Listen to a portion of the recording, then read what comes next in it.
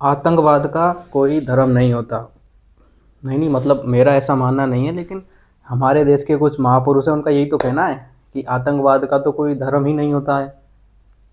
अगर उनके सामने अगर आप बात करने जाओ इस चीज़ के बारे में कि नहीं सर आतंकवाद का धर्म होता है, तो वो आपको 2 मिनट में एंटी नेशनल घोषित कर देंगे। आपको आपको आपके बारे में बोलेंगे कि आप देश को तोड़ने की बात कर रहे हो, ये वो आपको इतना सुना देंगे कि ऐसा लगेगा कि आप ही दोषी हो, आप ही गुनहगार हो। तो जो लोग ये मानते थे या फिर ये बोलते थे कि आतंकवाद का कोई धर्म नहीं होता, उनसे आज मेरा एक छोटा सा सवाल है, छोटा सा क्वेश्चन है, और वो तो बहुत ज्ञानी पुरुष है।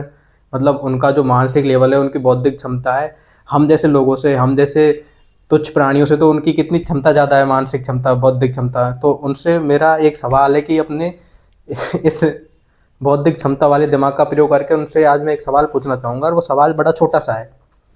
उन लोगों के लिए तो बड़ा छोटा ही सवाल है, क्योंकि इतने ज़्यादा बौद्धिक क्षमता वाले लोग जो हैं कि सर ये जो दिल्ली में ब्लास्ट हुआ रेड फोर्ट का, उसके जो आरोपी थे, doctor Umar un Nabi, doctor Adil Rashid Rather, doctor Shaheen Saeed, ये कौन थे सर? नहीं मतलब कौन थे सर, मेरा मतलब है कि ये कौन थे, इनका क्या धर्म था इन लोगों का?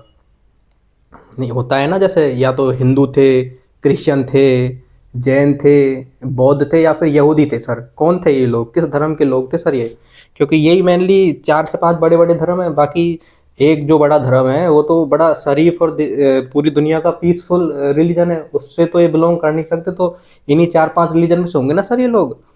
या तो हिंदू होंगे, क्रिश्चियन होंगे, बौद्ध होंगे, जैन होंगे, या फिर यहूदी होंगे।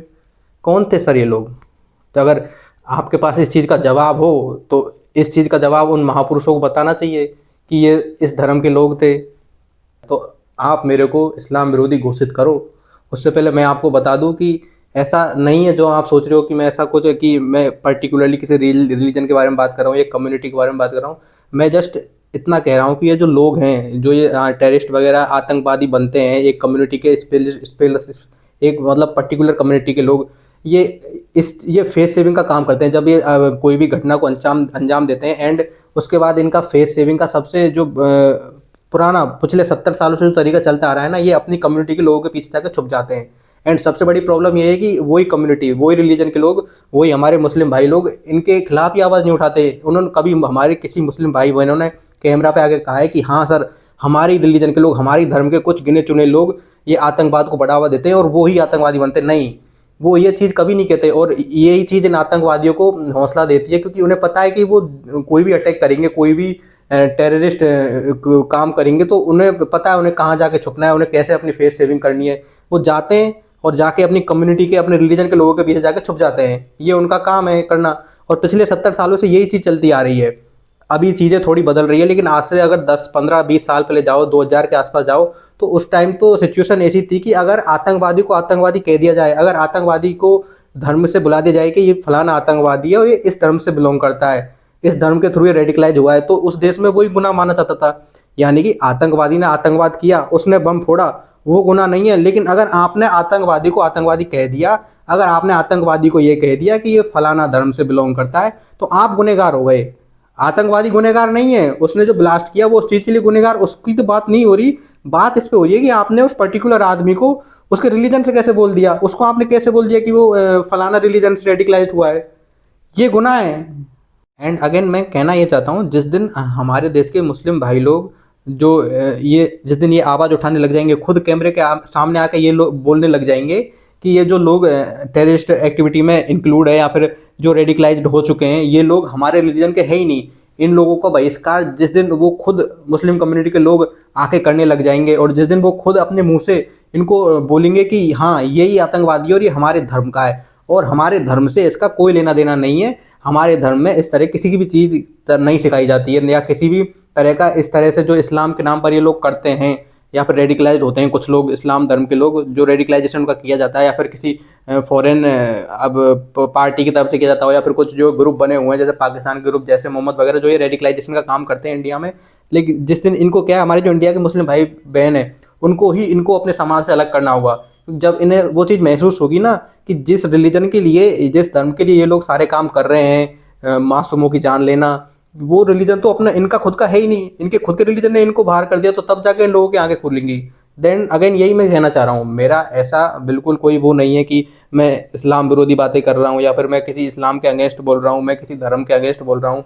लेकिन अगेन आप जो भी ये जो निकल के आते हैं, जितने भी टेररिस्ट एक्टिविटी होती हैं, उसमें आप देखोगे सारे के सारे एक ही रिलीजन के थ्रू रेडिकलाइजेशन का काम किया जा रहा है, जो कि ये पूरा एक वो पूरा टेरर इंफ्रास्ट्रक्चर बना हुआ है पाकिस्तान में या फिर मिडिल ईस्ट की कंट्रियों में, इराक, सीरिया, टर्की। अब तो टर्की का भी नाम सामने आ रहा है और पता चल रहा है कि ये जितने भी टेररिस्ट थे वो सारे सारे टर्की यात्रा कर चुके थे 2022 के समथिंग। ये टर्की यात्रा इन्होंने की थी, और जो इनका पाकिस्तानी हैंडलर था उसके कहने पे इन्होंने वो टर्की की यात्रा की थी। तो वो चीज़ें तो सारी साफ नज़र आ रही है ना, किस तरह इनका रेडिकलाइजेशन हुआ है, वो चीज़ें दिख रही हैं। एंड अभी उमर उन नबी का एक वीडियो जो आया है एनआईए की या फिर रिपोर्ट्स की तरफ से, आपने देखा होगा सोशल मीडिया पर काफ़ी काफ़ी वो वीडियो वायरल है। उसमें वो जिस तरह की बातें कर रहा है, जिसमें वो अपने जो सुसाइड अटैक है, मासूमों की जान लेना, उसको किस तरह वो जायज़ ठहरा रहा है, उससे आप क्या पता लगता है आपको कि इस आदमी का जो रेडिकलाइजेशन है, इस आदमी किस लेवल तक पहुंच चुकी थी। अगेन ये डॉक्टर था, और ये ही नहीं, इसके जो बाकी साथी थे, डॉक्टर मुजम्मिल, ये तो खुद तो डॉक्टर था ही, डॉक्टर उमर नबी। बाकी इसके जो साथी थे, doctor Muzammil, doctor Adil Rashid, and एक और था जो डॉक्टर, हाँ जो लेडी डॉक्टर थी, डॉक्टर शाहीन सईद। ये चारों लोग डॉक्टर थे। अब आप इनकी उससे पता लगाइए कि ये डॉक्टर होने के बाद, इतना पढ़ा लिखे होने के बाद भी कोई आदमी कितना कैसे इतना ज़्यादा रेडिकलाइज हो सकता है।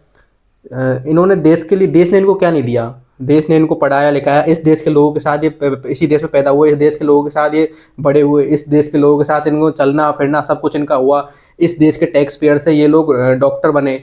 लेकिन इन एंड इन लोगों ने किया क्या, इसी देश के मासूमों की जान ले ली।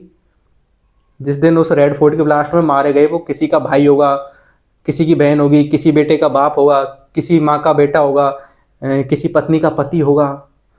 कोई आदमी जिसकी उसमें जान गई थी, हो सकता है वो किसी का बाप हो, उसका बेटा उसका घर इसका इंतजार कर रहा होगा। लेकिन इन द एंड इन लोगों ने किया का क्या, सिर्फ एक रेडिकलाइजेशन के नाम पे, एक रिलीजन के रेडिकलाइजेशन के नाम पे मासूम लोगों की जान ले ली। इसको जस्टिफाई करना, जो लोग ये जस्टिफाई कर रहे हैं ना, अभी भी कुछ जो एक दो, अभी अभी तो हालांकि उनका कुछ नाम है नहीं, लेकिन कुछ एक दो पुराने जर्नलिस्ट हैं जिनको आप जानते होंगे, वो लोग जिस तरह से इन्होंने जस्टिफाई कर रहे हैं अभी भी सोशल मीडिया पर इस चीज़ को कि नहीं ऐसा कुछ नहीं है, ये देखिए धर्म के नाम पर एक पर्टिकुलर धर्म को टारगेट किया जा रहा है। कहाँ टारगेट किया जा रहा है, कौन थे ये लोग, ये क्या यहूदी थे या फिर हिंदू थे, जैन थे, बौद्ध थे, क्रिश्चियन थे, कौन थे ये लोग। अब क्या किसी की सच्चाई बताना भी अब गुनाह हो गया। अगर कोई भी क्रिमिनल है तो उस क्रिमिनल को क्या क्रिमिनल नहीं बोलेंगे। अब यहाँ तो पर्टिकुलर एक ऐसी चीज़ की बात हो रही है, टेररिज्म। ये भारत के लिए टेररिज्म कोई छोटी मोटी चीज़ नहीं है। जब से देश आज़ाद हुआ है हम इसके विक्टिम बने हुए हैं। हमने कितने, हमारे लाखों मासूम लोगों की जानें हमने गंवाई हैं, और नहीं कि मासूम लोगों की हर दिन हमारे सिक्योरिटी पर्सनल, फिर चाहे हमारे फौजी भाई हो या फिर हमारे देश के अंदर की सिक्योरिटी पर्सनल हो, अपनी जान देते हैं इस चक्कर में। इस किसके लिए, सिर्फ इस टेररिज्म के लिए। और जब ये इतनी बड़ी समस्या है तो इस समस्या को बजाय इसको सुलझाने के, इस गुत्थी को एक ऐसे, अब टाइम आ चुका है कि इस समस्या को एक ऐसे मुकाम तक पहुंचाया जाए कि इस टेररिज्म को जड़ से ख़त्म किया जाए। क्योंकि पिछले 70 साल से हम ये चीज़ सह रहे हैं। अगेन अब भी हम अगर उन्हीं चीज़ों पे फंसे हुए हैं कि नहीं ये आतंकवादी था, आप इसको धर्म के नाम से मत बुलाइए। आप मत बोलिए कि ये इस्लाम का था या फिर इस्लाम धर्म से रेडिकलाइजेशन हुआ है इसका, तब जाकर ये आतंकवादी बना है। नहीं, ऐसा कुछ मत बोलिए। आप इसको आतंकवादी बोलिए बस, इससे आगे इसकी आप बिल्कुल आगे मत जाइए। अगर जब हम बोलेंगे नहीं, लोगों में जागरूकता फैलाएंगे नहीं कि किस तरह कुछ टेरर आउटफिट जो कि हमारे देश से बाहर ऑपरेट करते हैं, वो किस तरह अपने जो टेरर मॉड्यूल है उनको इंडिया में सक्सेस कर रहे हैं, रिलीजन के नाम पर, इस्लाम धर्म के नाम पर, जो हमारे यहाँ के मुस्लिम भाई बहन हैं उनको किस तरह रेडिकलाइज किया जा रहा है। जब तक ये चीज़ें हम हमारे देश में हर एक बच्चे तक, मैं सिर्फ एक ही रिलीजन को टारगेट नहीं सकता, हो सकता है कल को ये लोग किसी और रिलीजन के लोगों को टारगेट करना शुरू करें। बिल्कुल हो सकता है ना, जिस तरह ये टेरर आउटफिट काम कर रहे हैं, बिल्कुल ये कोशिश करेंगे कि क्यों सिर्फ इस्लाम धर्म, किसी और रिलीजन के लोगों को भी टारगेट किया जाए, उनका भी रेडिकलाइजेशन किया जाए। तो ये बहुत ज़रूरी है कि इस चीज़ को देश में इस बात को फैलाया फैलाया जाए, देश के लोगों को जागरूक किया जाए। अगर आप जब तक ये बोलोगे ही नहीं कि फलाने लोग इस धर्म के थे, इनको इस धर्म के नाम पर रेडिकलाइज किया गया, इस्लाम धर्म के नाम पर इनको गलत रास्ते पर ले जाया गया, आप ये चीज़ बोलना ही नहीं चाह रहे देश के सामने, तो देश के लोगों को पता कैसे चलेगा? फिर कैसे देश के लोग जागरूक होंगे इस चीज़ के बारे में? इस चीज़ के बारे में हमें सोचने की ज़रूरत है, नहीं कि हमें इस तरह इस चीज़ को लेने की ज़रूरत है कि नहीं, ये तो आपने एक पर्टिकुलर कम्युनिटी को टारगेट कर दिया, एक्सेट्रा वगैरह वगैरह। ये कुछ नहीं, हमें इस पर काम करने की ज़रूरत है और हमें इस चीज़ को गहनता से सोचना होगा इस चीज़ के बारे में। एंड सबसे बड़ी बात, मैं जब ये सारी चीज़ों को मैं देखा, दिल्ली ब्लास्ट को देखा, तो एक चीज़ बार बार जो मेरे दिमाग में आ रही थी वो ये थी कि ये सारे डॉक्टर थे। एक मिडिल क्लास फैमिली में एक बच्चे का डॉक्टर बनना, एक बाप के बेटे का डॉक्टर बनना, तो उसके लिए वो बहुत बड़ी बात होती है। उसके माता पिता, उसका परिवार, रिश्तेदार, उसके आसपास के लोग, उसका समाज, सब उस पर प्राउड फील करते हैं। एक मिडिल क्लास फैमिली का बच्चा जब डॉक्टर बनता है तो उस फैमिली के लिए बहुत बड़ी बात होती है। ये सपना होता है हर परिवार का, हर एक बाप का, कि उसका बेटा डॉक्टर बने। ये लोग डॉक्टर थे, तब जाके इन्होंने इस तरह की हरकत की। मतलब इनको ऐसा क्या ज़रूरत आन पड़ी थी, ऐसा किस लेवल का इनका रेडिकलाइजेशन किया गया होगा कि ये सारी चीज़ करने पर मजबूर हो गए। समझ रहे हो ना आप मैं क्या कहना चाह रहा हूँ? और इनके पास वो सब कुछ था जो एक नॉर्मल आदमी अपनी लाइफ में चाहता है। डॉक्टर थे, एंड एक हॉस्पिटल में एक डॉक्टर के पोस्ट पर काम भी करते थे, एंड उसी हॉस्पिटल की जो यूनिवर्सिटी थी, मेडिकल यूनिवर्सिटी थी, उसमें असिस्टेंट प्रोफेसर थे। तो यानी एक जब बच्चा जो तैयारी करता है डॉक्टर बनने की, तो उसका ये सपना होता है कि एक दिन उसका डॉक्टर बनना, एंड एक यूनिवर्सिटी में, उसी उसी हॉस्पिटल की यूनिवर्सिटी में एक असिस्टेंट प्रोफेसर के पोस्ट पर काम करना। ये शायद ही किसी जो ऐसा बच्चा जो डॉक्टर की तैयारी कर रहा है उसका सपना ना हो, लेकिन ये उस सपने को जी रहे थे। सब कुछ था, इज्जत थी समाज में, पैसा अच्छा कमा रहे थे, महीने के लाखों रुपए इनकी सैलरी थी, सब कुछ था, लेकिन फिर भी इस चीज़ को करने पर ये मजबूर हुए हैं। तो आप अंदाज़ा लगाइए कि ये लोग, तो फिर आप ही अंदाज़ा लगाइए कि ये लोग रेडिकलाइजेशन के कितने बड़े शिकार थे, किस हद तक ये लोग इनको नफरत करने लगे थे सिर्फ अपने ही देश के लोगों के अगेंस्ट, सिर्फ एक कुछ लोगों के धर्म के बहकावे के में आकर, जो इनको कुछ उल्टी सीधी चीज़ें जो ये बाहर टेरर आउटफिट मॉड्यूल काम करते हैं ना, वही इनके थ्रू तो इनको रेडिकलाइजेशन किया जाता है। और उस वीडियो में जो उमर उन नबी का वीडियो आया है, उसमें उमर उन नबी एक्चुअली खुद ये बात करता है कि उन्हें जो और लड़के हैं, मतलब और लोगों का रेडिकलाइजेशन करना है और उन्हें रिक्रूटमेंट करना है और लड़कों को इसके अंदर लेना है। एंड उस वीडियो में उमर उन नबी साफ साफ ये चीज़ बोलते हुए दिखाई देता है कि ये तो जो सुसाइड बॉम्बर है, यानी ये जो काम कर रहे हैं, वो जिहाद का ये काम कर रहे हैं, मतलब खुद को ही जाके, है ना, फट जाओ खुद जाके। तो इन्होंने बताया कि ये तो कोई गलत काम है ही नहीं, ये तो शहादत है। इसको तो उसने एक शहादत बोल के वो संबोधित किया है कि नहीं, ये इसको तो नज़रिया गलत है, लोग गलत तरीके से देखते हैं, जबकि ये चीज़ गलत चीज़ है ही नहीं। एंड जब उसकी जो वीडियो है, उमर नबी की जो वीडियो आई है, उस पर जो एक्सपर्ट ने उस वीडियो को डिटेल उसका पूरा जांच पड़ताल की, उसको वीडियो को समझा, तो एक्सपर्ट्स का कहना है कि ये आदमी अपनी, मतलब किसी और की लैंग्वेज को बोल रहा था। ये जो भी उस वीडियो में बोल रहा है वो ऐसा लग रहा था कि ये मतलब या तो किसी चीज़ को पढ़ रहा है, या फिर किसी और की भाषा है जिसको ये उस वीडियो में बोल रहा है, क्योंकि वीडियो में बहुत सारे कट्स लगे हुए हैं। वो एक सिंगल रिकॉर्डेड वीडियो नहीं है, वो उसमें बहुत सारे वीडियो में कट्स लगाए गए हैं। अगर आप उस वीडियो को ध्यान से देखोगे तो वो कट्स के थ्रू बनी हुई वीडियो, तो यानी कि ये किसी और की बात को, जो या तो लिखी हुई थी या फिर किसी और तरीके से बताई जा रही थी, उसको ये रिपीट कर रहा था उस वीडियो में। ये उसकी खुद की, है ना, पर्सनल वो जो थी थिंकिंग थी, वो नहीं थी। एंड एक चीज़ जो नोटिस करने वाली है ना, ये पूरा जो दिल्ली ब्लास्ट का अपना कांड हुआ, उसमें एक चीज़ नोटिस करने वाली ये है कि ये सारे के सारे डॉक्टर एक पर्टिकुलर यूनिवर्सिटी से जुड़े हुए थे, जो कि अल फलाह यूनिवर्सिटी है, उससे सारे डॉक्टर जुड़े हुए थे। जो भी थे ये doctor, Umar un Nabi, Adil Rashid and doctor Shaheen Saeed, सबके सब एक पर्टिकुलर यूनिवर्सिटी से जुड़े हुए थे। एंड उसी यूनिवर्सिटी में ये सारी प्लानिंग की गई थी, उसी यूनिवर्सिटी के कैंपस में ये सारी प्लानिंग करना।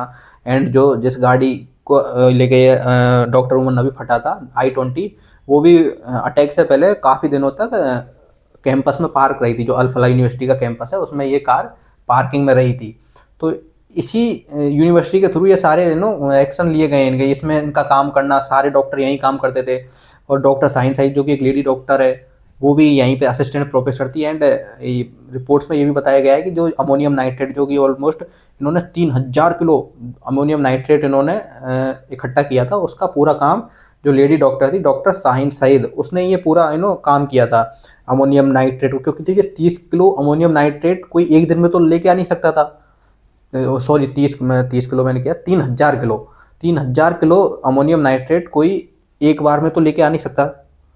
आप एक बार ही सोच के देखिए, 100 किलो अपना जो गेहूं का कट्टा होता है वो भी कितना बड़ा होता है, उसे दो लोग बड़ी मुश्किल से उठा पाते हैं। ऐसे में 3,000 किलो अमोनियम नाइट्रेट, कितना मतलब कितने वो कट्टे भर गए होंगे अमोनियम नाइट्रेट के। तो एक दिन में ये पूरा नहीं किया गया है। इसमें रिपोर्ट्स में बताया गया है कि पिछले 1-2 साल से डॉक्टर शाहीन सईद छोटे छोटे बैगों में, जो अपने छोटे छोटे बैग होते हैं ना, जिनको हम मार्केट जाते टाइम, सब्जियां लेते टाइम लेके जाते हैं, ऐसे छोटे छोटे बैगों में डॉक्टर शाहीन सईद ने ये अमोनियम नाइट्रेट को इकट्ठा किया था। बहुत एक पिछले 1-1.5 साल में ये सारा काम किया गया है, थोड़ा थोड़ा थोड़ा इकट्ठा किया गया है इस अमोनियम नाइट्रेट को, तब जाके इतना सारा अमोनियम नाइट्रेट हुआ है। एंड ये जो 3,000 किलो अमोनियम नाइट्रेट का मतलब है कि इन लोगों का जो प्लान था, ये छोटे मोटा अटैक का प्लान नहीं कर रहे थे। छोटा मोटा अटैक, 3,000 किलो अमोनियम नाइट्रेट विस्फोटक का कितना बड़ा अटैक होगा। जाहिर सी बात है, ये जो दिल्ली में जो ब्लास्ट हुआ, ये कितना ही किलो, थोड़ा सा कुछ ही किलो अमोनियम नाइट्रेट का ब्लास्ट था ये पूरा जो इनका प्लान था, एक्चुअल प्लान इनका कुछ और था। ये जो भी दिल्ली ब्लास्ट हुआ, ये तो इनका प्लान भी था, एक्चुअल प्लान था। ऐसे जैसे एक रिपोर्ट्स में पब्लिश भी किया गया था कि ये ऑपरेशन D6 के प्लान में थे। D6 मतलब जो दिसंबर 6 का इनका एक्चुअल ऑपरेशन का प्लान था, जहाँ पे अपने देश में डिफरेंट डिफरेंट प्लेसेज पर, पर्टिकुलरली एक प्लेसेज पर नहीं, डिफरेंट डिफरेंट प्लेसेज पर ये अटैक करने वाले थे। इसमें एक अयोध्या का भी कनेक्शन सामने आ रहा है, राम मंदिर का, उसके रिलेटेड भी ये अटैक करने वाले थे। तो यानी डिफरेंट डिफरेंट लोकेशंस पर अटैक होने वाला था। एंड सबसे जो एक भयावह एक और चीज़ सामने आई है, वो ये है कि एनआईए ने कश्मीर से एक आदमी को, यानी इनका ये एक ग्रुप मेंबर था, उसको अरेस्ट किया है, जो कि ड्रोन्स के बारे में जानकारी रखता है, ड्रोन्स के बारे में काम करता है कि ड्रोन्स में विस्फोटक सामग्री भर के या फिर ड्रोन्स के साथ विस्फोटक सामग्री लगा के उसको किस तरह दूसरी जगह ब्लास्ट किया जा सकता है, वो इस चीज़ के बारे में काम करता है। तो इनका इनका प्लान इस चीज़ को लेकर भी था, यानी ये ड्रोन्स के थ्रू भी अटैक इनका प्लान था। ड्रोन्स के थ्रू भी इन्होंने अटैक प्लान किए हुए थे साथ ही साथ में। तो इनका जो एक्चुअल प्लान था, वो अभी तो क्या है, कुछ लोगों की जान गई है, सुनो 8-9-10 जितने भी लोगों की जान गई है। अभी ये कुछ आंकड़ा आपको दिखाई दे रहा है, बड़ा छोटा आंकड़ा है। इनका प्लान था हजारों मासूम लोगों की जान लेने का। तो इनका एक्चुअल प्लान तो कुछ और था। ये तो हमारी जो सुरक्षा एजेंसियां हैं, हमारी एनआईए है या फिर और हमारी सुरक्षा एजेंसियां, हमें उनका धन्यवाद देना चाहिए कि उन्होंने टाइम से जो इनका ये प्लान था, इसको विफल किया और हजारों मासूमों की जान एक्चुअली हमारे देश में बचाई गई।